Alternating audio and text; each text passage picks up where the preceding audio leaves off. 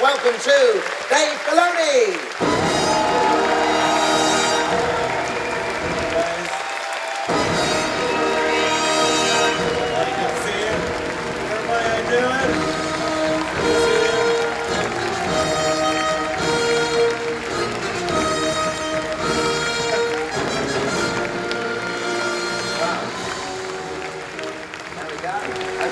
Proud for you here today. I know, it grows every year, I guess. Very exciting, isn't it? They're all keen to hear about Rebels and what's going on. But how's celebration been for you so far? That's great.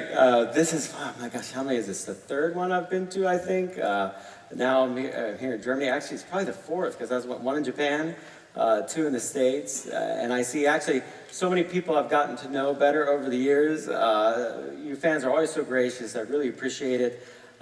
This shirt I'm wearing actually was given to me by a fan. Little Isabella made it for me, her and her dad, and I saw them again this year. They come all the way from Australia every year, so blows my mind. And you look at that and it just cries out Star Wars. You can see a lot of the same elements that wound up in Cloud City.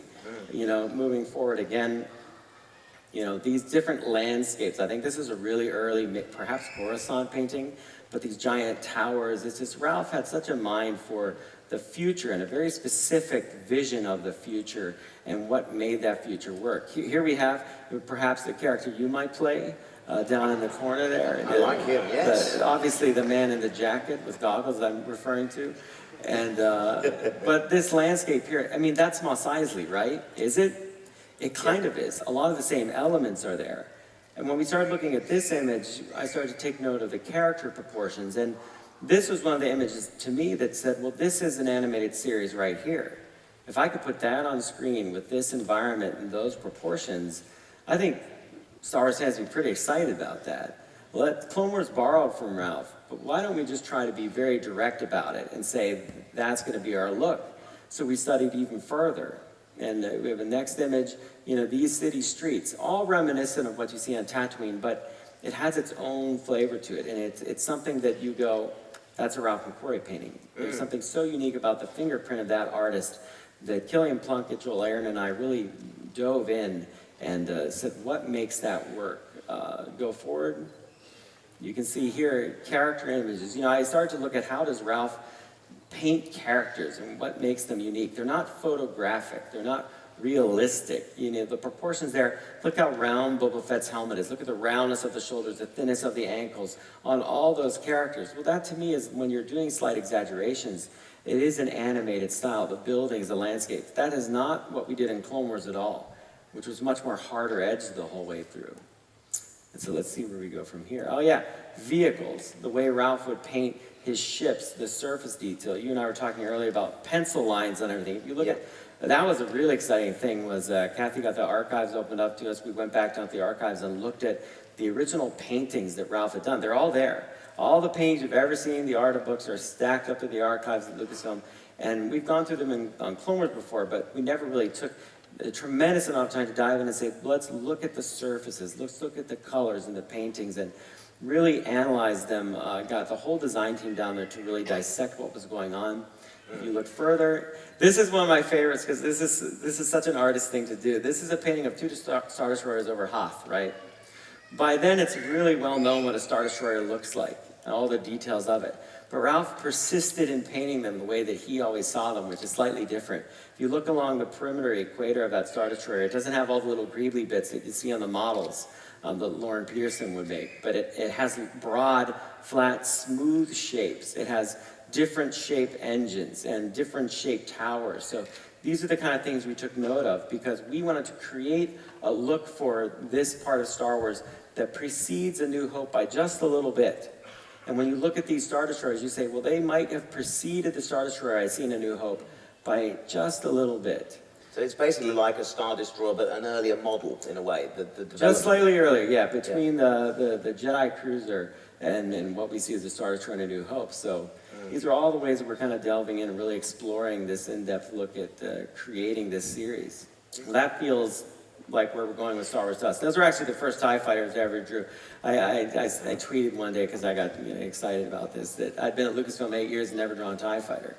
And you can go through my childhood and find tons of old drawings of you draw the TIE fighters. Here we have, the Imperial Corridor. I love that. I mean, isn't that, I don't know why, I just get so excited when I see that. It's just a hallway.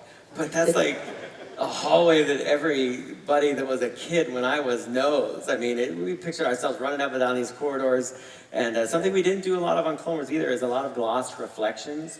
When you look at the Imperials, you dissect everything. Nothing is accidental in the film. I'm sure you guys reacted like I do, which is you look at that, and when you realize it's going to be up on screen again, you go, oh my gosh, I haven't seen that in a long time. You know, we've been in the prequel era. We just finished, myself, I was in the prequel era for 8 years. Take that all the way back to Phantom Menace, and we're talking since 1999. So we have Star Destroyers, and you might notice a detail about the Star Destroyer that's different if you go to the next one. In A New Hope, the towers, the conning towers on the Star Destroyers had that big X shape on the top of them. And they're actually gone in Empire and Return of the Jedi. So we've put that back on these since they preceded New Hope.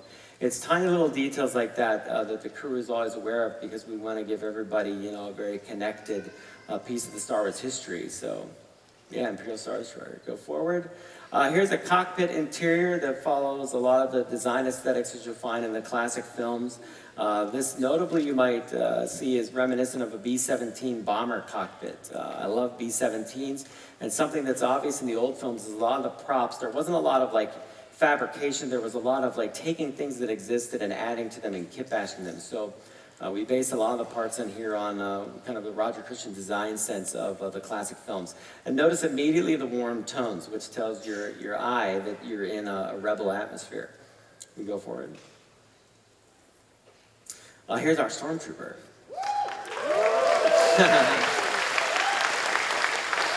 You know, they get excited about anything bad, don't they? They do. It's something I've noticed over the years. You know, the villains in Star Wars are very much loved, but as you know from being a hero in the Star Wars universe, when the heroes win in the end, it is one of the most exhilarating things. We just sit and stare at this, and we realize that you know, we've done a bunch of clones, but we never got to do a stormtrooper. So that's actually a render of the computer model of our stormtrooper. You can see if you look closely, a lot of the texture and line work is meant to represent what Ralph McQuarrie, the way he paints.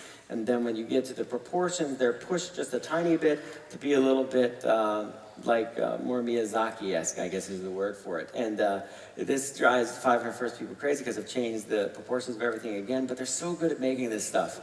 I mean, so I have to do it. When Commander Rex came up and talked to me the first time, I was just like, that's amazing. Because it was what I drew. Yeah. So every day I'm here, like things I drew just walk up and start talking to me. You'll notice that we've actually cropped the wings of the TIE Fighter shorter like what Ralph McQuarrie would draw the TIE Fighter, and we've kept the body of it smoother than all the greebly details that we would see in A New Hope. A lot of the detail on the surface, if you spin the tie around here, you can see is actually drawn on with pencils. That does a couple things for us in production. It gives us a great visual style, I think, but it also gives us a really quick render time, which is really important for a show like ours. You know, you'll see that it's pretty much a cross between a B-17 bomber cockpit center with the Millennium Falcon with some accents taken from different movies. Simon Gregg and I talked about this one pretty specifically because it's a pretty big centerpiece for the show. A concept painting of what you can expect to see on the show, and we're working very, very hard to figure out how to bring that to life. Would you like to see the logo for Rebels? There it is. There's our logo for Rebels.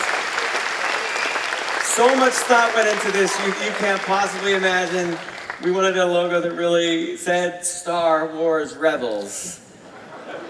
And there it is. It says exactly that. And even more exciting, what's this, swag? Yeah, some swag here. Swag. Let's look at this. Have I seen this? I think I have. Oh my gosh.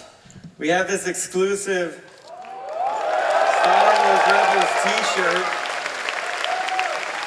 And we have this exclusive t-shirt of the Ghost. Like a blueprint. I always love the old blueprint books, so we thought this would be a great design for you guys. And we're going to give some of these away right now. Are we? Is that right? Let's do it. That's what you told me earlier. And you can also pick these up at the Celebration store, I believe. Yeah, they're available as of after this show. So is giving these away based basically on your and mine's throwing strength? Yeah. Yeah, what's that? So the people in the back are kind of like, Yeah, they're going to be... is this a bad rush to the never front? gonna be. How far do you think you can chuck one of these? I don't know, but I just noticed something. None of them are my size. Look at that thing, it's ridiculous. That's an oversight. I think if you wash it, it'll shrink. Not that much. Not that much? Let's go on, Dave. You can do the throwing out. Give Yeah. it, Yeah. No, is this like, just give it out? They're not going to go far. Oh, look at them all. There's a Is there big a better pile of way? people. I was promised the shirt cannon. That would have been fun, wouldn't it? That would have been fun. Yeah. I think Miles stole it. Mary, what should I do? You gonna take some in the back? Here, let me get some more. Here comes one. Whee! They're trying to buy you out. Be safe, everyone. Be safe. You can have one down here. This is drastically getting out of control and probably should have been thought out better. It is, isn't it?